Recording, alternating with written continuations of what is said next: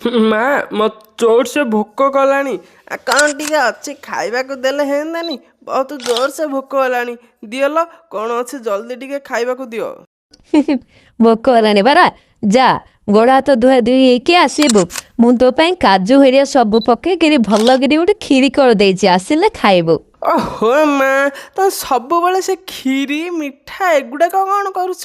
ଏ ସହରର ଭଳିଆ ଟିକେ ରାଗ ଲୁଣି ତେଲ ମସଲା ମୋମୋ ଆଉ ପାସ୍ତା ନୁଡୁଲ୍ସ ଏଗୁଡ଼ାକ କଲେ ସିନା କିଏ ଖାଇବ।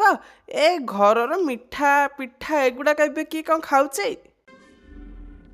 ଦେଖେ, ମୁଁ ମୋ ଖୁସିରେ ତୋ ପାଇଁ କ୍ଷୀରି ଟିକେ ବନେଇଛି। ତୁ ଯଦି ଏବେ ଖାଇବୁନି ବୋଲି କହିବୁ, ସହରର ଖାଇବା ଯଦି ପସନ୍ଦ ଆସୁଛି, ମୁଁ କ'ଣ କରିବି ଯେ?